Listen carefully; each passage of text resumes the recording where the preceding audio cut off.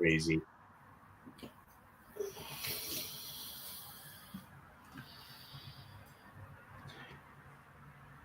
But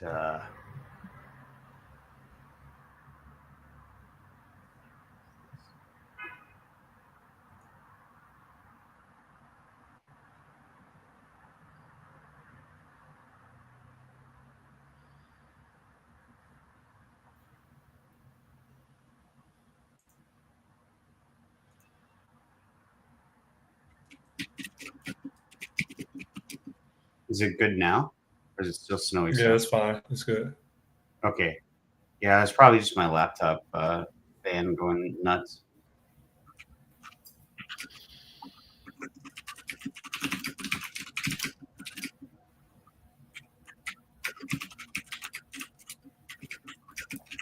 You ever,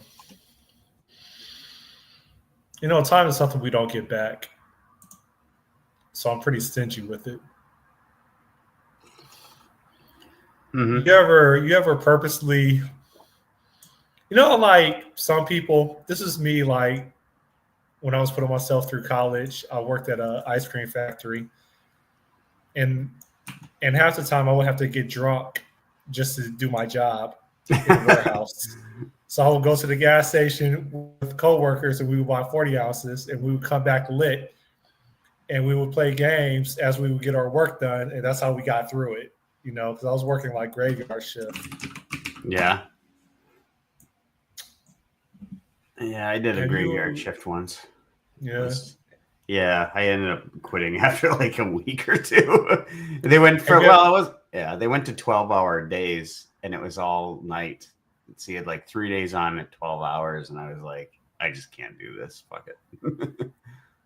Have you ever selfishly chose to over-engineer something because it made your use of time more interesting and entertaining? Intentionally? Mm-hmm. Probably not. I mean, Mm. I not intentionally. Maybe I've done it just because it was naturally more interesting. I don't know. I tend to think a lot of what devs do is complicate things to make them more interesting. Is But that the same thing? no, because there's no intention behind it. They think it's because of we label it as best practice or whatever, but it's That's but true. yeah.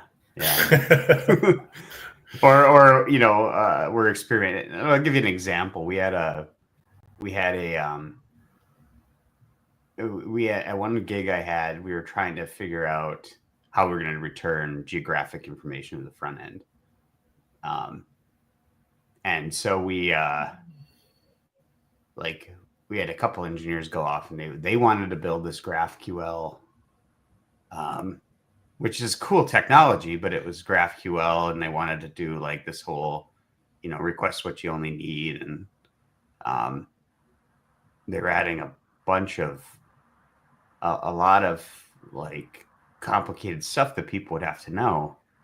When really all we needed was a like flat JSON file with all the current geography in it. It didn't even need to be in the database. It could literally just be, here's the list of facts.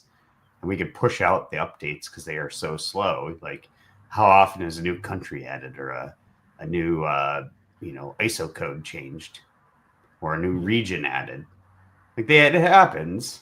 It happens, but it's really infrequent. So I mean, the only reason you would need to even keep anything in that database is if you wanted some sort of like a constraint put on it, Um, but most people store ISO country codes in their database anyways, so it's not like, I don't know. You could still check too against that JSON file if you load it into memory on the back end into a static class. So like, yeah, I don't know. Why'd you ask? I finally finished a work item that it was supposed to just take data from a spreadsheet and basically hydrate some database tables.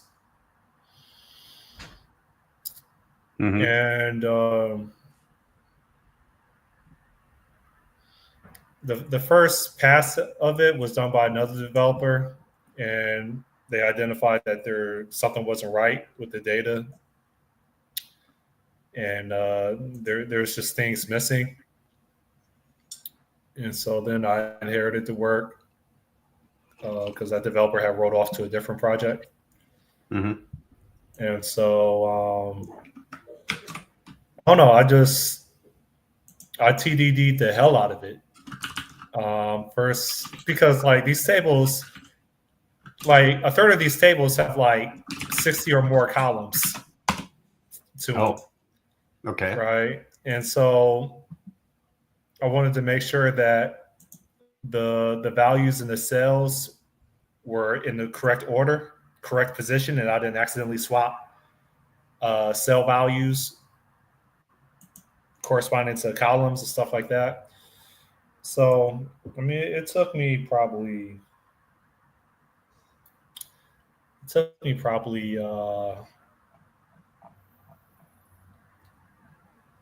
maybe 16 hours, 16 focused hours, right? When you take into account all the distractions of meetings, discussions, stuff like that. And I'm pretty proud of what I wrote. They just wanted data on the spreadsheet to be loaded onto tables, but when Scott Nimrod did it, it's like a dozen classes, a database loader, a record preparer, all this stuff. Mm-hmm.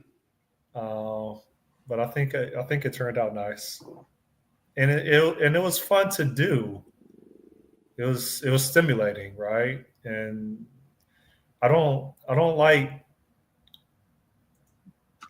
writing code where I'm not sure if it really works.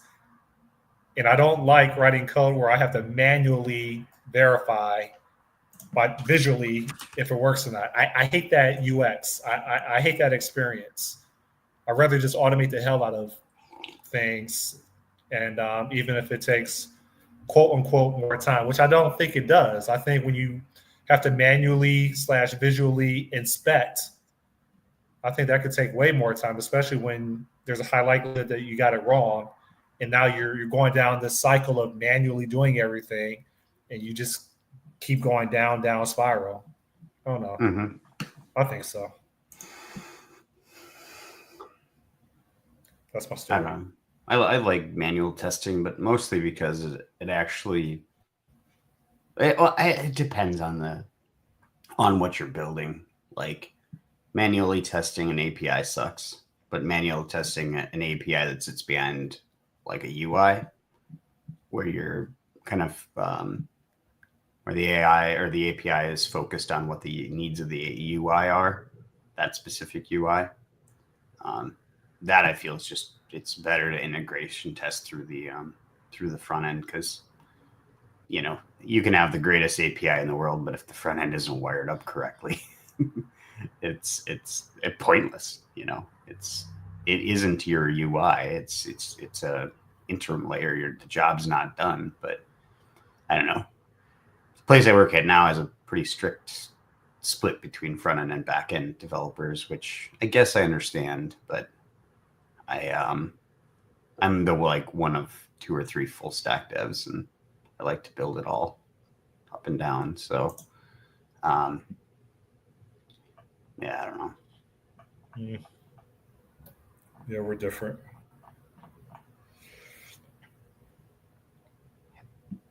Mm-hmm. Everybody's different, but I'm wrapping up my DaVinci Resolve tutorials. I was at my desktop this morning for another 45 minutes, knocking out another section. Oh. So now I have 1, 2, 3, 4. I have 6 pamphlets now of notes. And then the next step is return back to Milanote, which is kind of like that, I don't know, Mural Evernote. board type thing. Yeah. Yeah. And start attaching media to the high level notes of orchestration, audio clips and video clips. And then I think I'm going to unbox my MacBook Pro M4 Max. And then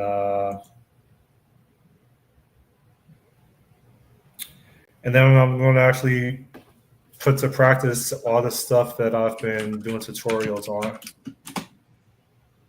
Oh yeah, and I gotta turn on my camera rig and figure out how to get it to work. And then I'm going to capture some B-roll footage. Okay, you know what B-roll is? Yeah. I took video productions and all this stuff is new to me, dude. All this stuff. I have to freaking look up the definition of everything that I hear. Yeah, it's like when you're watching a news program, and let's say they're doing a golf story, and they're talking about the story, but they show B-roll, which is just video that they take that kind of keeps your mind interested in what they're talking about. Yeah, I didn't know any of this stuff. Yeah. So, and then like apparently Nikon released a new dedicated camera for cinema videography or cinema filming. Mm-hmm. And it's getting really good reviews. And I'm trying to convince myself I don't need it. Which one? It's called the Nikon ZR. Oh, Nikon ZR. Yeah, and it's getting rave reviews because it's very budget friendly, and they think that they're selling it at a loss, so that the accessories or the hardware, they'll make their money there, similar to what like video game consoles do. I'm not sure if that's true, if they are selling the hardware at a loss, but it's getting really good reviews. So I'm trying to convince myself, even if it is, $2,200, my Nikon Z8 does 90% of what that camera does. And there's a hack so that you could change the file extension from I think it's .NEV to .N3D for the codec, so you get damn near the same results of the red codec specification. Mm-hmm. I think I'm drinking from a fire hose, man. This stuff is now my YouTube feed is like 70% video production. Video production. I rarely get any like developer feeds anymore. Developers are gay. I don't want to listen to that stuff anymore.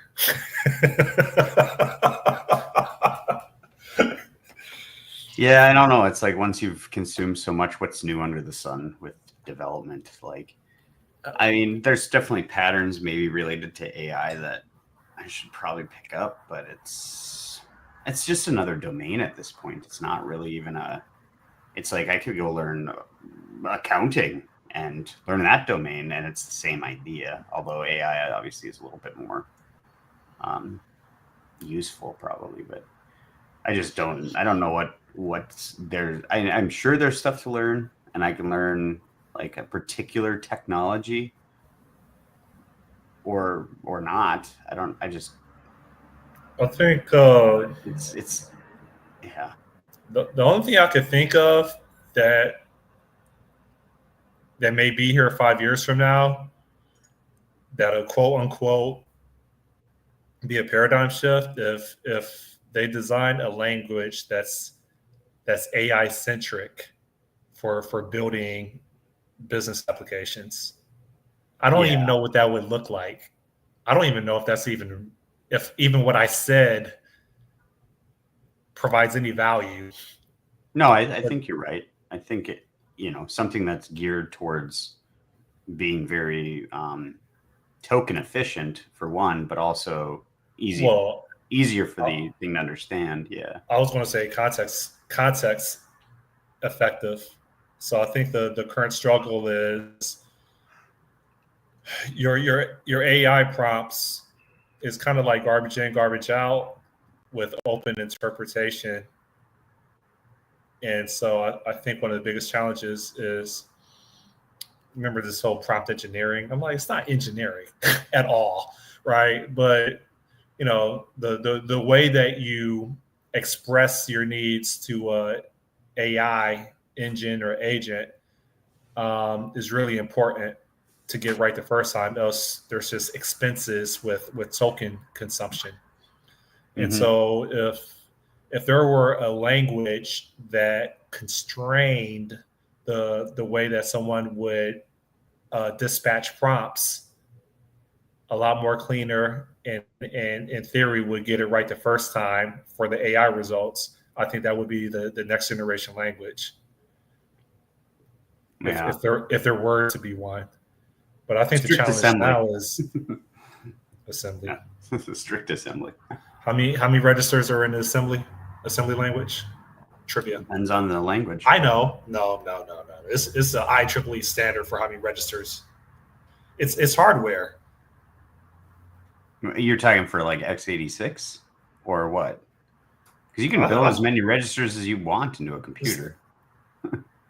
I thought there was a default number or a default range of registers. There might be. It'd probably be 16. Yeah, that's what I thought. Isn't it A through F16? Yeah, probably.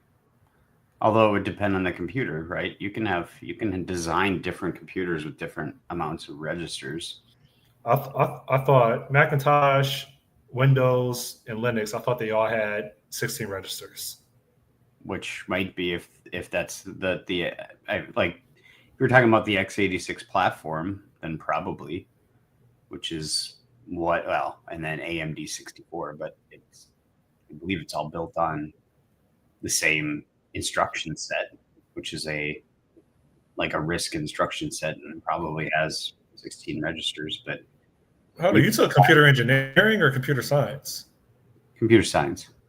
You sound like you took computer engineering. Well, no. You learn this. You should learn this in like a assembly language and computer organization assembly language class, which is part of the CS core. I took assembly language. Yeah. But since then, like I've looked at, I think 16 is a pretty standard thing because you can fit that into, half a byte or whatever.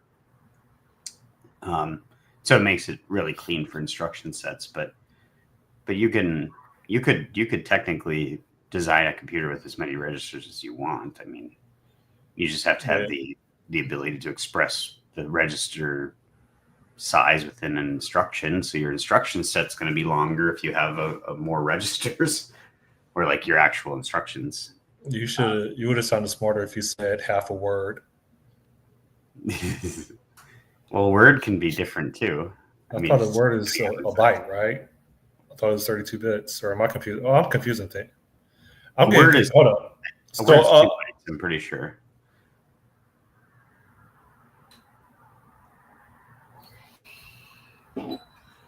But I think it depends though. Well, maybe not. Maybe a word doesn't, because there's a bit and then there's like a nibble and a byte, and a word is 4 bytes.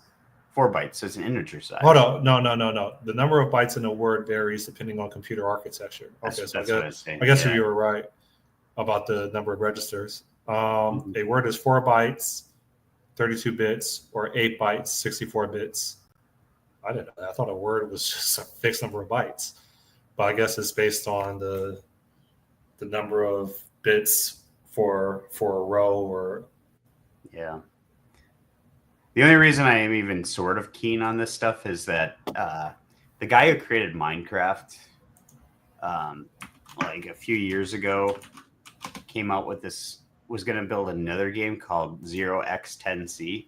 So it's like, I don't know where 0x10c came from, but he designed within it, the idea was that you're going to pilot the spaceship, and the spaceship was going to have a actual simulated computer a 16 or 8-bit computer. I can't remember what it was in it. And so he designed the architecture for it and the instruction set for it as well.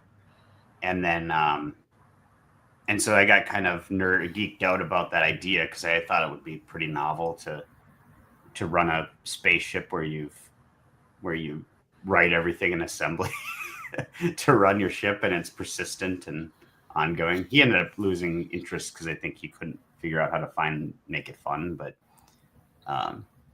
But I kind of dove deep into like, oh well, what if you wanted to design your own little virtual computer, and what that would look like, and how you can design language instruction sets around it, and how big or small can you make your instruction set, and yeah, it's fun. it's kind of fun to think about organization of that stuff that way. But I never really got further than tinkering with trying to make a instruction set. I wrote a compiler using VB6. It was 40 pages when you printed it out the code. So when you went to film school, because I'm genuinely interested in this now. I took one class in high school. No, well, probably 2 classes in high school. But that was enough. You didn't have interest? No, I had based on the technology back then, or do you think you would have had more interest today? I don't know. Maybe I would have. I mean, YouTube wasn't as big, so yeah, there was no content creation for civilians. Yeah, we were doing things on tapes. So you'd record a tape, and then you could digitize some of it, but generally you would. Hey, you talking about VHS? VHS tapes, yeah. Yeah, and we had this machine where you could, when you were trying to edit it, that you could like move this dial, and it would bring you frame by frame through all of the through the tape, and then you could like split and cut and slice and do all that work.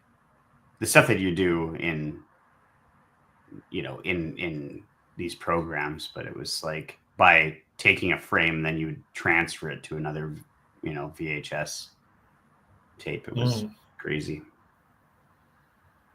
but yeah, it was. Yeah, that sounds crazy. Yeah, but I worked on the Warrior Update, so I took advanced video productions, and then you were part of the school's news team, so we had a Warrior Update, which was like our weekly news program. And so you had you had everybody involved. Like we had to go out and record stories. Like the only one I remember recording was I did a update on the golf season or something like that for the boys or girls golf. So I had to record B-roll. So we went out and just went down to our field, and we just took golf clubs and started swinging them and taking pictures. And that's what we used as our B-roll. But yeah, and then it was kind of neat because you'd play a tape and you'd have these decks and you'd put the tapes in for all of the stories you were going to run. And then you had somebody who would operate to do wipes between, transitions and wipes between the different tapes. So if you had to play the B-roll, you had to make sure that that tape was ready to go in the position you're going to play. Then you could switch to that tape and play it while you were broadcasting. And you could do a transition like a wipe using a this kind of like scroll wheel type thing or like lever. It was pretty neat. It was fun. But did you provide accent moments? This is what I learned yesterday. Accent moments? Probably not. School me. Hold on. I need to dig up my Chat GPT history. I don't think accent I was born moments. It's after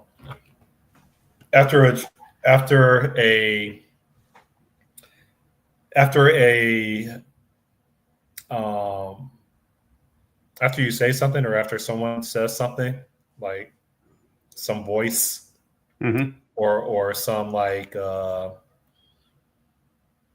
some video clip, it's another section to emphasize what just occurred. Like, so for example, my understanding is the accent moment may be in a distant place a long time ago. And then it'll show like Pandora or Yeah. something. Or it's basically either audio or video that emphasizes what just took place the clip before, with emphasis on emphasize, not transition to a new idea or a new, I don't Yeah. know.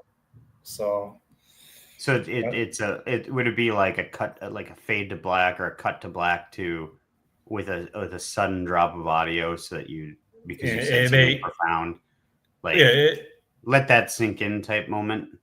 yeah, or Yeah. instead of audio, it could be like a transition to a character's facial expression of Mm. of something that they see, and they're responding to it. Yeah. So that's what I learned yesterday. Interesting. I feel like a toddler, man. I'm learning all this stuff, and then I have to figure out, like, they explain things, and then like in their explanation, you still have no clue what they're talking about because they're introducing other concepts as they're explaining it. I feel bad for junior developers. Yeah, really, what you need to do though is record a before you get too far too good at something is decide to record like a 30-second spot or something like that, and make it as good as you can now, and then after a few months do the exact same spot and try to make it as good as you can then, 'cause then you could have a very clear differential or diff of like how was I back then and what have I learned. I think that'd be kind of cool to see. Like, have you ever watched those on like Twitter or something where somebody will be like, I've been doing pixel art now for 16 years. Here's what I drew 5 years ago or 10 years or 16 years ago. Here I redrew it 5 years ago or 10 years ago. And then I redrew it 5 years ago. And they show their progress and how like detailed they're able to get and how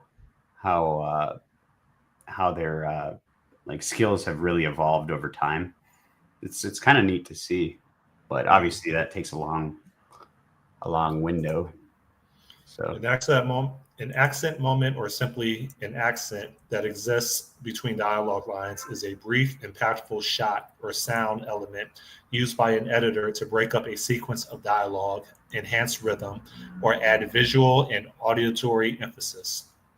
While the term is particularly common in trailer editing, where it is used to avoid stringing too many lines together, the concept applies to film editing more generally, especially in pacing a scene. Um, an accent moment often serves as a form of punctuation for the dialogue, preventing a scene from becoming monotonous or ping-ponging between character close-ups. Common elements used for accents in the space between lines include quick shots, brief cutaway to an insert shot, hand reaching for a coffee cup, eyes starting nervously, a clock ticking. There's also sound effects, a distinct short sound effect that punctuates a line or an idea. Examples include a loud door slam, a glass shattering, or a musical hit that provides a beat or a dramatic swell, or short dialogue, verbal interjections. The character's brief nonverbal sound or reaction that is not a full line of dialogue, often achieved with an L cut. I don't know where L cut is, where the audio of one character's line or reaction lingers over the following shot. Okay. Yeah, this stuff is like programming, man. Well, I guess you're engineering audio video from a it's whole just bunch like of everything. It's all math. This is what they're trying to teach you in math. Yeah, I think so. Tools, and you apply them at the right time to produce something exquisite. It's literally equation reductions. It's algebra. You know, I thought today was Thursday until my alarm went off for Masterminds. I'm like, These all blend because I together. mean, I've been up since like 5. I remember my dream. I slept hard. Well, even though I woke up at 5, which is late for me. Um, Yeah. my dream was that I was a FPV drone operator, and I Okay. went through I went through a training school so that I could prepare for uh, war on the homeland. So I was learning how to perform maneuvers with the drone so I could drop bombs on people here. Oh, jeez. Yeah. I had a weird dream. I was gonna run this marathon or half marathon or something like that, but it was like I wore this device that was supposed to measure my distance, and then I laid down and I started like running in bed while I was sleeping, and I woke up and it was like, oh, you're only a mile away from the end. And I'm like, what the fuck? And it's like 2 hours. I'm like, there's no way. There's no way I can run this fast. This is just stupid. So I'm like, well, I'm gonna have to run this marathon again. So then I got up and started to go. It was weird. It was just weird. I don't know. Mm. It's stupid too. I'm like sleeping in bed running a marathon. Have you ever purposely woke up, or have you ever woke yourself up because you knew you were dreaming? No, I don't think so. I've done it a couple times. Yeah. When I can't read a sign, or I can't read, whether it's like something on a magazine or a sign, I can't read it for whatever reason. I can't read it. I know I'm dreaming. I know I'm asleep. Yeah. See, I don't I've done that a couple times. I don't know that I've ever had a conscious moment. I mean, maybe I've dreamt that I've had conscious moments, unconsciously had conscious moments, but I don't know that I've ever woken up and been like, whoa, I can do stuff now. Because that'd be great if I could lucid dream where you actually have full control and you're in your simulated world in your mind. That'd be sweet. But I don't think I've ever actually had that level of control. It's always like a gray or it's never vivid and never something that you could really control for long. I know I've had dreams where I've tried to like fly and I can't control it and it bothers me. Mm. I used to, I would be fascinated when I used to watch my dog dream, and she's like flipping her paws as she's like sleeping on her side. Mm-hmm. Oh, yeah. Yep. Yeah. Yeah, she was. I haven't seen my dogs do that, but I don't know. Maybe they don't sleep as much when I'm sitting there. My current dogs. My dog would do it. Yeah, my old dogs did it for sure. Cassie, but not my newer dogs. Reggie, who's barking right now. Mm. Bitches ain't shit and they ain't say nothing. 100 motherfuckers can't tell me nothing. Bees in the trap. What was that? Easy E? Who? That's Nicki Minaj. There's this like really satisfying popping sound in that song. Bees in the Trap by Nicki Minaj. It's like that's layered really nicely. Like, I mean, the rap is okay, but the this popping noise that they make in the song is great. Is Halloween big down in Miami? Yeah, you should keep that to yourself, man. I don't know any man that listens to Nicki Minaj. Dude, I listen to anything. I'll listen to anything as long as it keeps me interested for a little while. This is something that popped in. I watched a reel yesterday and it had this popping noise. I'm like, well, what song is that from? I recognize it. And it was this song. It's like this. And so it's like just that sound is very I don't mind the song. I mean, it's fine, but like earlier in the week I was listening to the song 9 Ball by Zach Bryant over and over and over and over again. I do that. Like I'll listen to a song over and over and over again on repeat, and it's kind of rhythmic. Especially when coding, it works really well. Because if you play different songs, it distracts you. But if you play the same song, it's rhythmic, and so it actually helps me focus. I think a bit more. Well, you probably heard one of the songs that that I will play when I'm just live coding. I'm fairly positive you heard the song before. Hold on for a second. Don't you play a lot of gangster rap when you're coding? Yeah.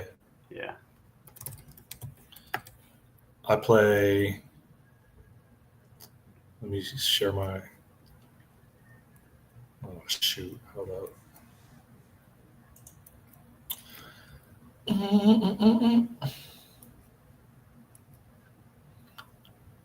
You see my screen? Yep. This is my favorite melody to program to. You hear it?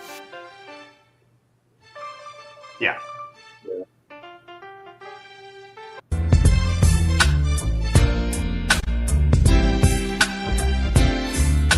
Yeah, that's my de facto tune to write code to, if I am listening to music.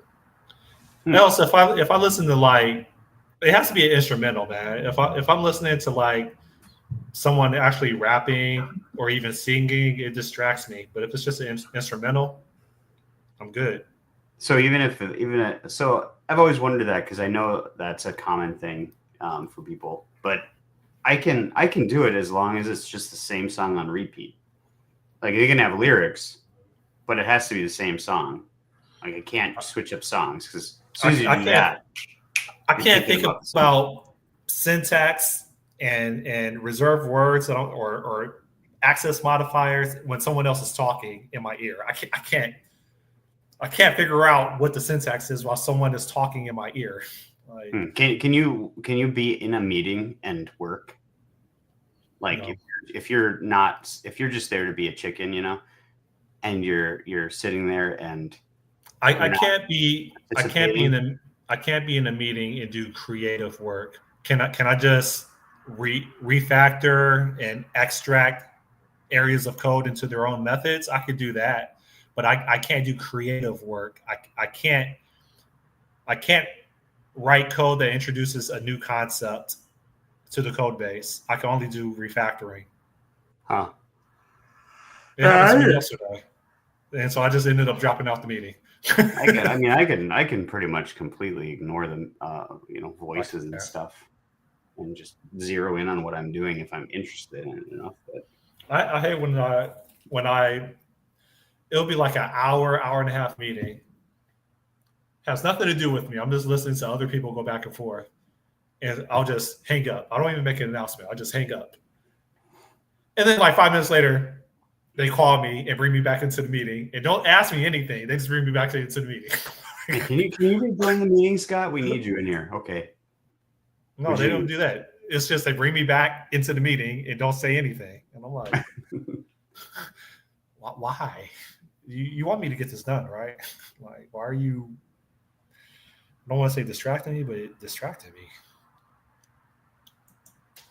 Gosh, I'm just looking at the code. I pick some weird fucking songs too to listen to sometimes.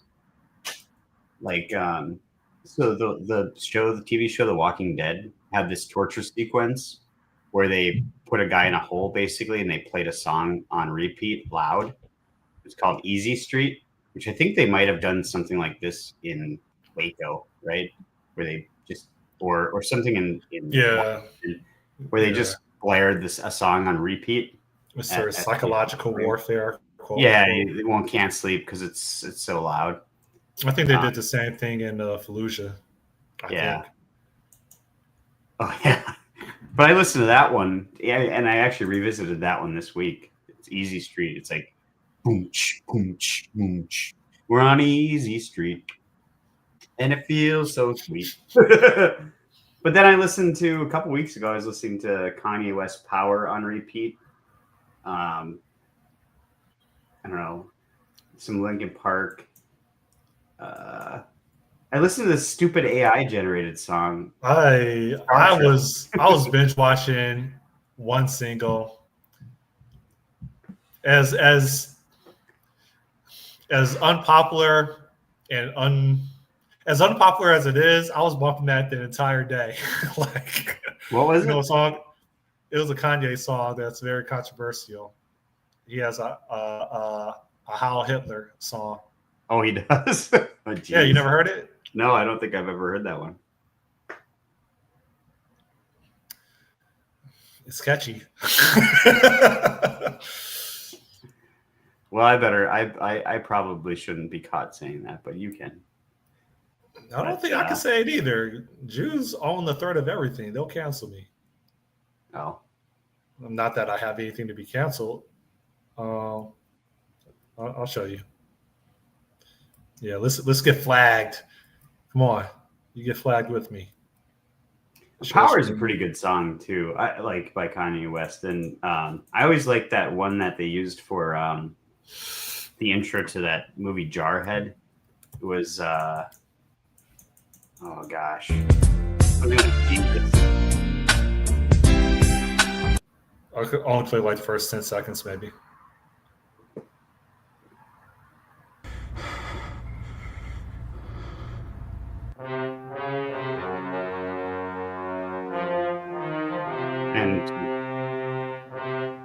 And then I have to periodically pause it and then play it again. To try to avoid the copyright agents from picking up. Yeah, I think so. You have to continually like comment on it every so often, so that whoever voice actually has to do it.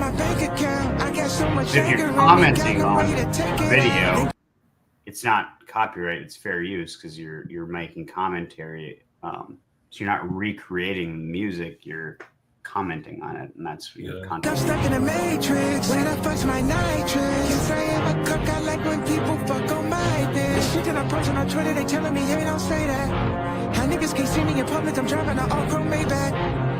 Why is his voice so high in this one? I don't know, because he thinks he's a singer. You find it fascinating when rappers think they're singers because they have like a voice box or something. Money and fame, I still can't get my kids back. With all of the money and fame, I still don't get to see my children. Niggas see my Twitter, but they don't see how I be feeling. So I became a Nazi, yeah, bitch, I'm the villain. Nigga, how Hitler? Nigga, how Hitler? They don't understand the things I say on Twitter. Nigga, how Hitler? Yeah. Yeah. I guess I don't. It doesn't seem catchy to me, but maybe I'd have to listen to it a few times. Not that I'm going to. You should just turn it on. Like next time you get in your pickup truck, just blast it as you ride past the synagogue. Yeah, I don't think we have any synagogues in town. I don't know. I mean, maybe Duluth or the cities. I don't know if we have any in St. Cloud, but I don't know where all the synagogues are in Minnesota. We don't have a whole lot. I was listening to a song called it's called Well, This Is Shit this week. This is a great song if you ever get stuck in code that you're just like, it's not terrible, but you just want to complain about because it's like you have to build something and you can't rewrite it. It's kind of funny. I feel that way all the time. Yeah. Well, this song, Well, This Is Shit, it really backs it up. So it's like I just want to complain. Someone else tell me that this is also shit. Something I'm fascinated with is yes, I'm going back to the audio video editors. Yep. Oh yeah, no problem. I'm fascinated with how they wrote the UI. So you'll see like even the audio, like the waveforms. I don't know how they program that. How they render the waveforms based on I guess as I'm thinking through it, it's probably not as complicated. Yeah, as I'm thinking through it, I think there's a general strategy, but then like the color graph,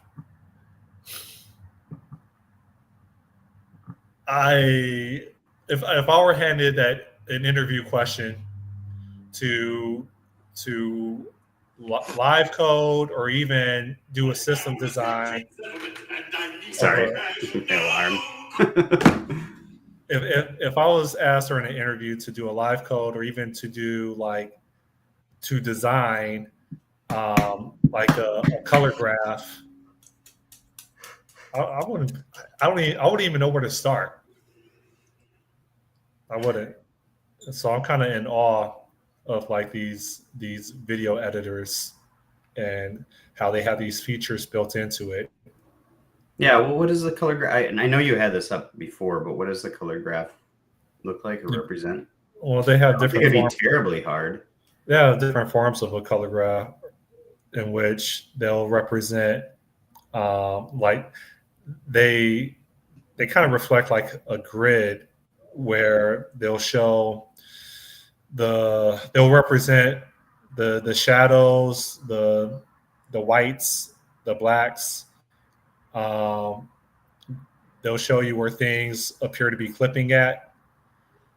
They'll show you the luminosity or the saturation.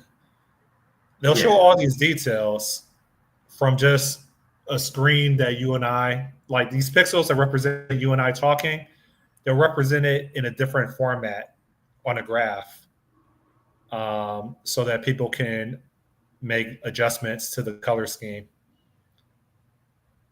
And this graph looks nothing like you and I. It's a representation of the color scheme from like left to right, up and down. But it doesn't look like a wall or my face or anything. So anyways, I just wonder how long it took them to design that. I mean, once they figure out the recipe for it, I'm sure they're good. But how long did it take for them to discover the recipe to represent a visual of objects into something that a colorist can act on? I don't know. Yeah, probably not as long as you think. I mean, they probably had the necessity first of we need to adjust colors, and then what's the best way to present this? And there's probably a few takes where it wasn't great, and they just kept refining it to where it is now. I mean, pulling colors off of an image and plotting them isn't particularly difficult, but yeah, but it's not just pulling colors off of an image. It's taking the tooling that's on that graph, moving that and using that tooling, whether it's a line on the graph and you move that line up or down, and it's changing the shades of the pixels that show you and I talking. Mm-hmm. Well, it's not complicated. So every pixel, I don't know how to get it to that. Reduce the problem down to a single pixel, and then you work from there. Yeah. And there's probably some color theory to learn too. Yeah. Yeah. I mean, it sounds like approach everything like the game of life, where there's just basic building blocks. Like there's a minimal set of elements, maybe 3 elements that are your foundation, and then you build on it. Mm-hmm. Yeah, that's what I was saying. If you reduce it down to a single pixel, it's probably not that complicated. I mean, maybe there's, like you said, color theory elements, because it's not usually just pure, what is this in hex? You've got stuff like HLS and all that, and saturation and blah, blah, blah. I'm going to use it for my interview question. Because this week is like another 80,000 people that got laid off.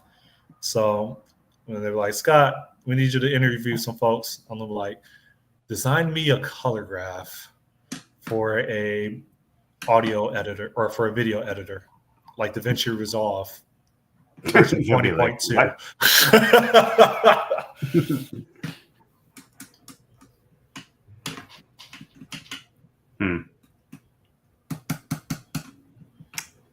Time to do that tonight.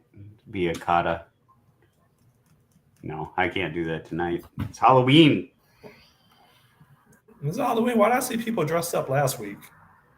Because it's been Halloween for like 2 weeks now. Some parties happened the week before. some happen. I think you can have Halloween for like 2 weeks prior to Halloween, and then maybe the day after if it's on a Friday like it is this year. But once you're November, it's kind of that shit gets put away. Sean, I'm going to slowly and gradually turn my corner office of my living room into a studio. Slowly but gradually, I'm going to have different lighting, right? It's going to look like the lighting you see on like YouTube videos that are professionally done. I don't know if I'm going to soundproof anything. It seems like it's too tacky for a living room.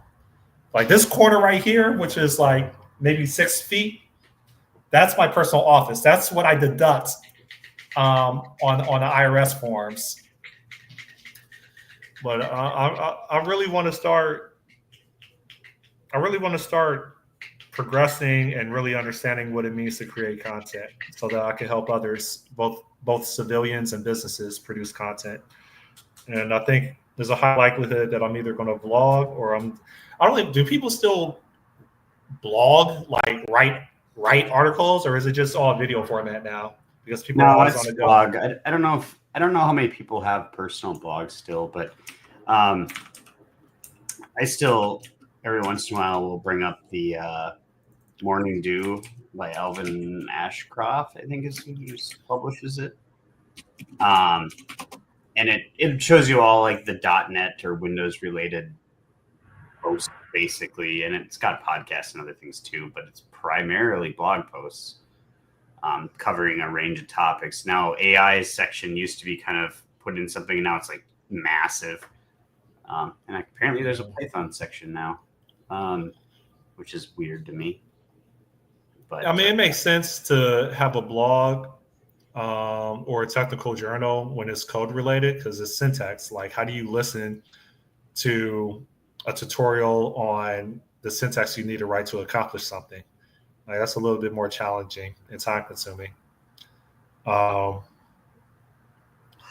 like, would people really write a blog post? I mean, I guess they would, but it's easier to appreciate like learning the skill set of color grading when you can watch a video on it and see the before and after, step by step, cause and effect. Yeah. So anyway, short form videos now. Yeah. So anyway, I'm thinking about documenting my journey,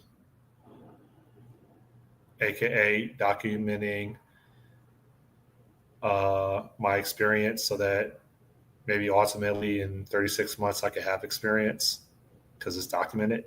And you Google my name, it goes from Scott Nimrod, software engineer, to Scott Nimrod, I don't know, cinematography or something. It maybe take longer than 3 years, but yeah. So the end game, man. The end game. All these layoffs, it's just reinforcing my career transition. It really is. Yeah. So I've heard Amazon laid off like 30,000, UPS laid off like 20,000. Yeah, it's insane. All these people we have to compete with. Our employers is like, your name is Toby, and you better. Yeah, I mean that's what they're doing. Kente, man. Damn it.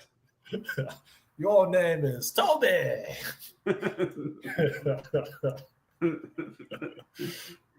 I'm surprised you picked up on that. Oh, that's the only part of Roots I know. I think I watched like, I think I was supposed to watch Roots in school once or something, but all I remember from it is that phrase. Dude, you have an accent. Okay. I do? Is it? It's Minnesotan, probably? You said Roots. Roots? Yeah. What is it supposed to be? Roots. Roots? Roots? Roots? I mean, it's like the thing under a tree or plant. Yeah. How do you say? But people make fun of me because I say roof. Roof. Yeah, roof. People make fun of me. Well, apparently it's roof. Roof? I say roof. Roof. Like I say roof. No, I say What's on the roof?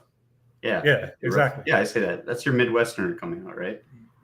What do you put inside of a trash can?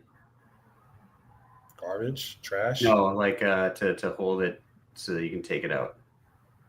I'm trying to get the word without asking the word, so I want to hear what it is. Hold up. Let me repeat. What do you put in a inside trash? What do you put in a trash can to hold the trash? So you can take it out later. a bag? Yeah, a bag. But I say bag. I'd say Oh no. we put a trash bag. It's a trash bag. That sounds more like That's what we Boston. say. Sounds like a Boston person would say bag. That's a like we pronounce our A's like Clam longer. chowder. We say A. Chowder. Clam chowder. Like water. if you were like Hamburger. what are creatures from another planet if they were to come here, or illegals crossing the border called? Almost said something that I would get flagged. I don't know. Well, no, you know this. It's like what's a common term for extraterrestrials? Well, I mean, they're called coming from aliens. The media calls them aliens. aliens. Yeah, so you say it like I do, not aliens. Maybe everyone says aliens. I never heard aliens. It's always been Yeah. aliens. I thought that was another way that we said things differently. I don't know. You know what I get confused about is Vague is the big tell. what's the acronym WIP? Work in progress. I always get confused because I'm not sure if it's work in progress or work in process. Oh, I always said progress. I always thought it was progress. Yeah, it's progress. And I mean, then it could be in a process, but it'd be in progress in a process. So supersedes, right? IMHO. TIL. What a accent shot is. and what I've been struggling, what I've been struggling when I'm writing down my notes, doing the tutorials. I don't know how to spell palette. PALLETTE. Is there? I don't know. I don't know if there's an E at the end of it. I don't know. I don't know if there is an E. I think there's two T's in it. I think there's two L's in it, but I don't know if it ends with an E or if it ends with just TT. I think it's TE, right? Yeah, PAL. Oh, because there's one L. PALETTE. Oh yeah, there's one L. Damn, I have all these typos in my notes because I've been using two L's. Who cares? As long as you can read it, you could write gibberish and just call it Scott Nimrod English, and then you can do whatever the hell you want. No, hold up. The word palette is likely misspelling of palette, a platform for moving goods. A palette, which is a PALETTE. No. What am I looking at? So the PALET. Oh my gosh, there's 3 different ways to spell it. Because there's your palate when you're eating food, like then there's a palette, which is your color palette, and then there's a palette, which is a, like you said, a thing that you put goods on to move them around. Interesting. So PALETTE is the one I'm looking for. Yes. Yeah. It's kind of like the word dessert. There's dessert, and then past tense deserted. Yeah. I also do. I really like to do this now. Is whenever I'm doing a polish thing, I'll put the Polish flag. Hey, gambler. I'll use the Polish flag to indicate that I'm polishing something, like it's in the Polish step, because they're spelled identically. Obviously, one's a capital, but we say polish or Polish, and we pronounce them differently, but they're spelled identically. So. And there's a word that I can never spell, and it's a simple word. I can never spell this word. I always have to look up the spelling. The word is similar. Similar? Yeah. I can't spell it. That one's hard. SIMILIAR? I think that's the right spelling. I always want to put a U in it. Yeah, simular. Yeah. I cannot spell that word for the life of me. No matter how many times I get the right spelling, It see if I'm doesn't right. sync. It's I did it too. Similar. Yeah, it's similar. So I got the I in the wrong spot. I put an extra in. Similar. So, it's similar. Yeah. I just have to remember weird, this. man. I just have to remember the semi part. I mean, and it sounds like a Spanish word or a Latin word.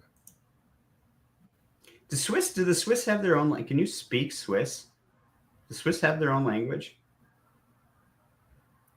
You gotta ask Gambler. I guess I've never really thought about. Oh, I'm going to speak Swiss. I thought they. I don't know what they speak. I thought it was German, French, or German, or Italian, which Danish. Switzerland's kind of in the middle of those, right? Or Danish, yeah.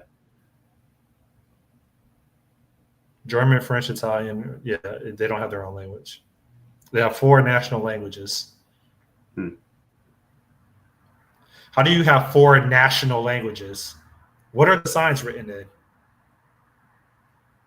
No, everyone's got to learn it all. I would assume German, since they almost took over the entire world. That's probably what the signs. There's a German heavy dialect, and then French, Italian, or Romash. I've never heard of that one. Is that Romanian? Romania should be demoted. It should be deprecated. Romash? Why? What are they known for? I don't know. Exactly. They should be deprecated. They should. Why? They should be a U.S. territory. Or Romania. What are they known for? What you have certain countries that are known for producing things. The United States produces weapons and services. India produces services. Colombia produces narcos. What does Romania produce? Immigrants. I don't know. Probably agriculture. That would be Ukraine. I don't think I could actually find Romania. I'm surprised Ukraine has stood out this long, has hung out this long. I was researching the average body count per day between Russia and Ukraine yesterday. Mm-hmm. I don't know when this war is going to end. I mean, I think it's obvious that Russia has more manpower, but they're losing way more. Even though they have way more manpower, they're losing way more men than Ukraine, at least based on what Gemini told me. But, I mean, their population is 150 million. So I would assume maybe 25% of that would probably be military-age men, I would assume. So 150 million times 0.25. Well, if 150 million divided by 0.5 is 75 million, 75 million divided by 0.5 would equate to the 0.25 of 150 million. So that would be 36.5. I can't do the math. 37.5 million men. Would that be right? 37.5 is 25% of 150. Let me check. I hope I'm right. Then I'll feel really smart. Romania's exports, top exports, are car-related things, car parts, and car-related things. 150 divided tunes by of billions. 0.25. Or I'm supposed to do 150 times 0.25. Yeah. It's 37.5. I said 36.5. Okay. Also, I'm so smart. It is kind of funny how I don't know if you've ever looked at that part of Europe, but it's funny how Croatia is telling Bosnia to get lost if it wants a port on the the Adriatic. It's just no, you don't get one. We get the coast, except for this one tiny little part. Maybe I don't know. What's Adriatic? Oh, maybe there's one spot where they've got one thing that they can put their ships through. The Adriatic sits between Italy and Croatia. But yeah, it looks like they gerrymandered, Europe. So it's Croatia's we get all of this. This is our coast. Croatia would be where Troy was, I believe, in the if you looked at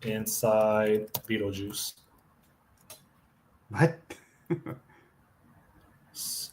700 million to 1.2 billion suns could fit inside Beetlejuice. So how many Earths can fit inside Beetlejuice? You know what Beetlejuice is? Well, sort of. Beetlejuice, the show, but are you It's talking about... It's a star. It's a star? It's a red giant. 700 million Earths can fit inside Beetlejuice. So it's 7 times the size of our sun. So the next question is, this is me geeking out. What would our sun look like if it was black from Earth's? Well, what would Beetlejuice look like from Earth? Why did I spell sun S-O-N? What would Beetlejuice look like from Earth? Dude, this is a weird looking place.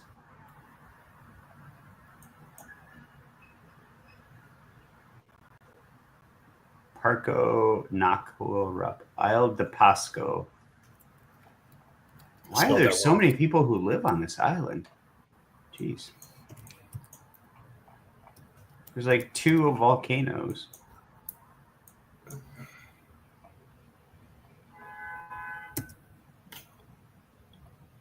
How do you get food?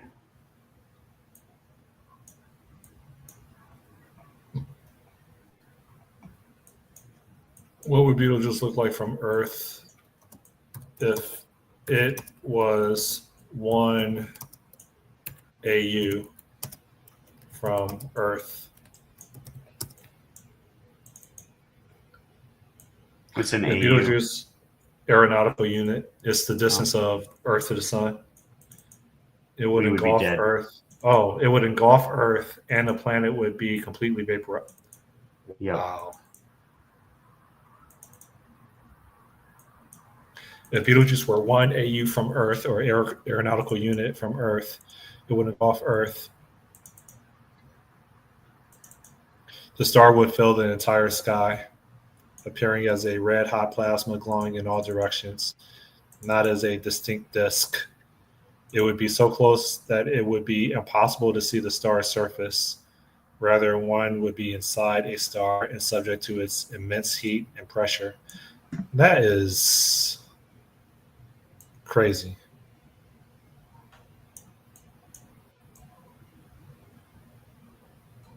The Global Reach Initiative.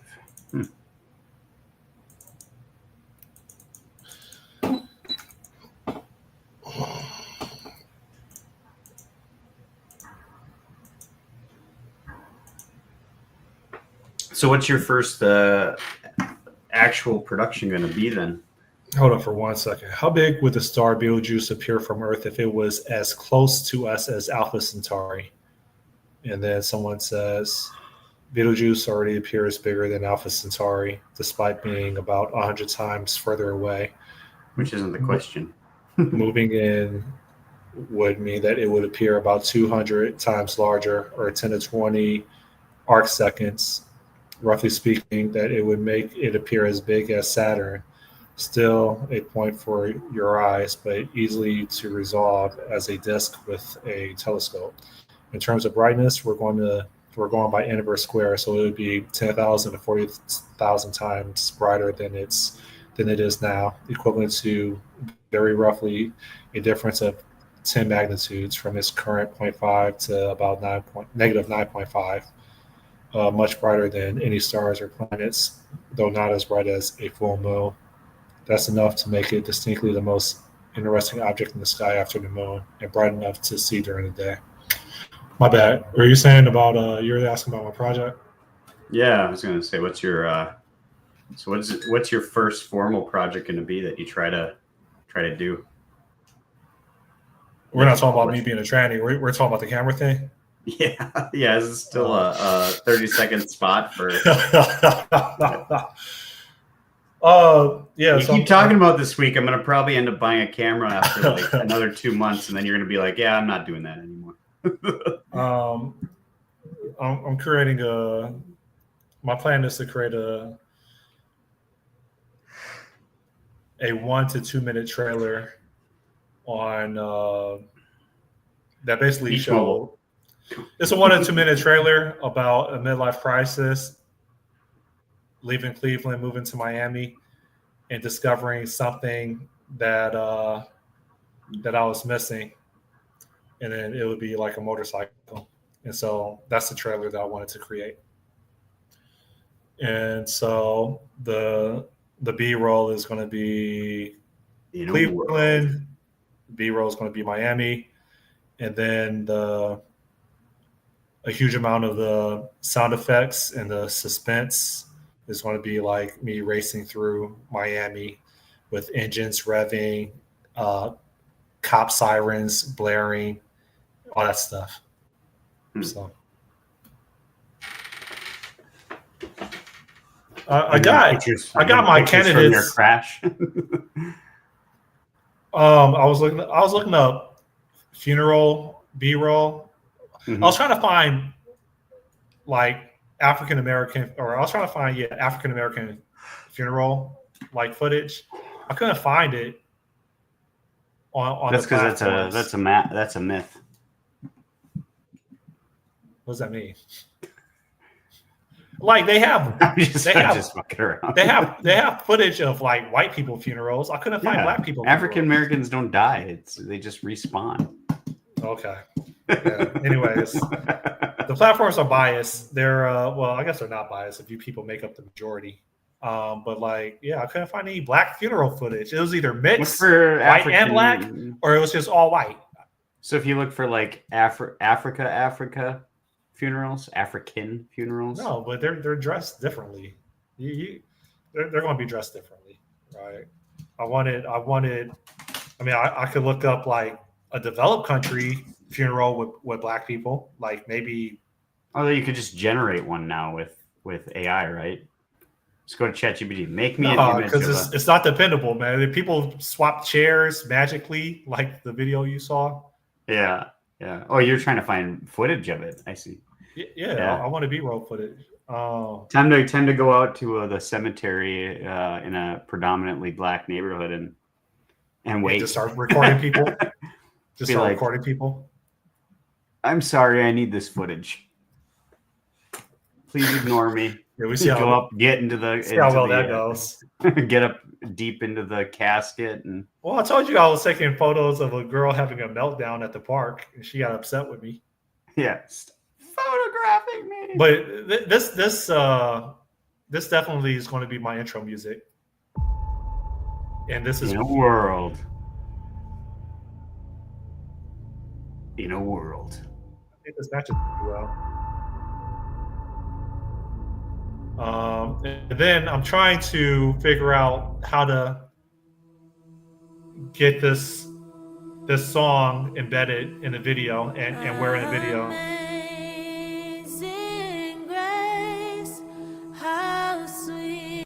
Then the ending. It's not going to be the whole song though.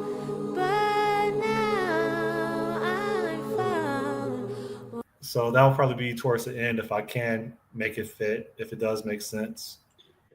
I thought an orc was derogatory for a Russian soldier or something like that. I had a great picture taken of me during my run. Oh, you want me to use that for B-roll? No, well, so like normally, when you were doing running, did you ever have like, did you get your running pics? Like they have photographers along the run. They'll take pictures of everyone. I saw. The short answer is someone passed me a newspaper website with my photo on it in Mexico when I was running. So they do this pretty common. Normally, like times out of 10. But this was an article. This was a news article. This wasn't like, here's your photo. Yeah. I was captured in a news article. But this is what they caught me and my wife kissing like cool. on the run. So Yeah, you look big, man. How long ago was that? I am big. I am big. This was You look huge. 2 weeks. Yeah, I am big. Well, How that's tall my are you? wife here. She's small. I mean, you look like you're 5'11". 6 foot. Well, you weigh 5'11", like almost. you weigh 200. Yeah, it's like 200 and well, probably about 205 there. Yeah. I didn't know you were that big. You're doing half marathons? Yeah. Yeah. That's why my knee's all fucked up right now. I need to let it heal, and I'm not letting it heal. I didn't know you were that big. Yeah. Or do you always wear? It's a bad sweaters and angle. stuff? No. But maybe you always wear like baggy stuff, and I just never noticed. It's because I've got a pinhead small head and I've got small hands, so I look like I'm a lot smaller than I am. But no, I'm significantly sized. But also in that picture, my wife is like 5 foot, so I look Good choice. extremely tall compared to her. So yeah. But that was probably the best photo I've ever had taken, though, because it's a pure, like, I'm not posing. I'm not just sitting there going, running along. I'm actually like, whatever. But when I crossed the finish line in Mexico City, I just went down to one knee and I buried my face in my shirt and I just started like crying. It took everything out of me. That was a full marathon? It was a half marathon. Oh, a half? Oh, geez. It took everything out of me. I almost cried on. But I had just moved to Miami, and I was starting my life over, and like that marathon was very metaphoric. Can I use that as a word? So therapeutic or metaphoric? I'm trying to use that as a word. Oh, I see. Is that a word? I think so. I don't know. But yeah, I don't know, man. I had like I like when I first finished the full marathon and I crossed, 26 some miles.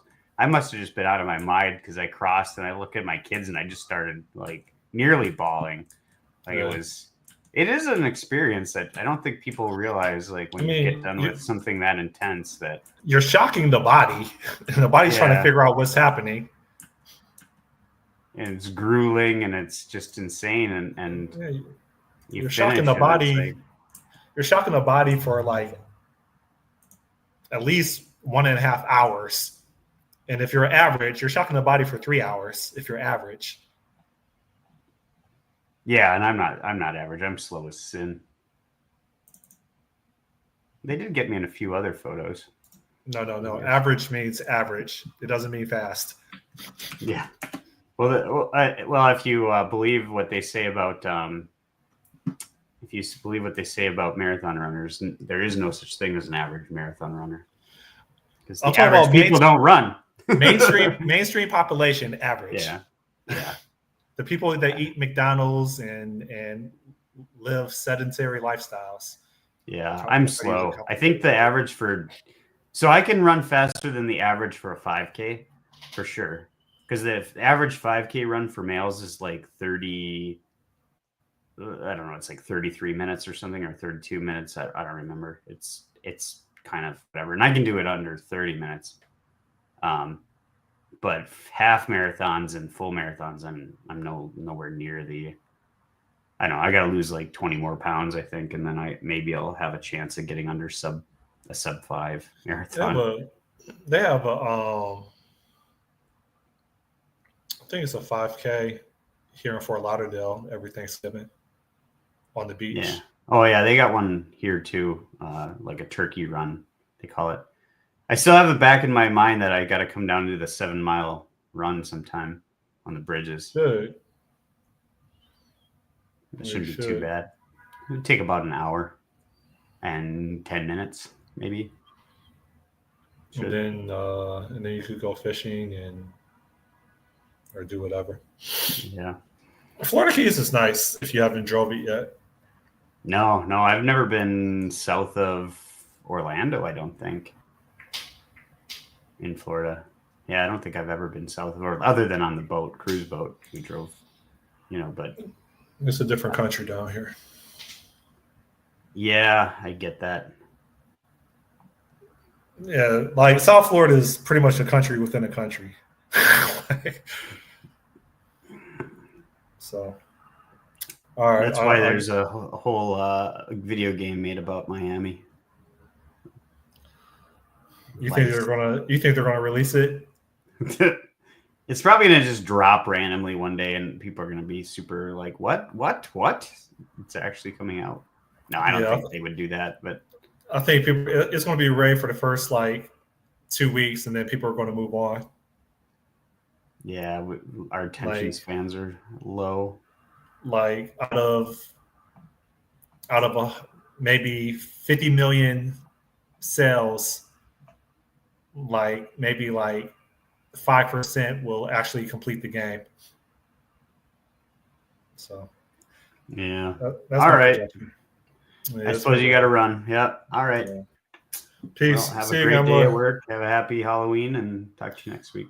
Yes, GTA Vice City was in Miami, but that's almost 20 years old, that game.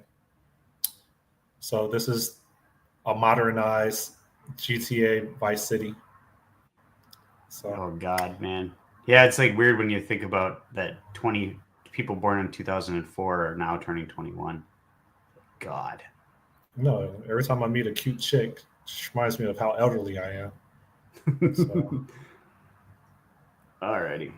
All right. It's been real. See ya. Bye. Yep, see you. Bye.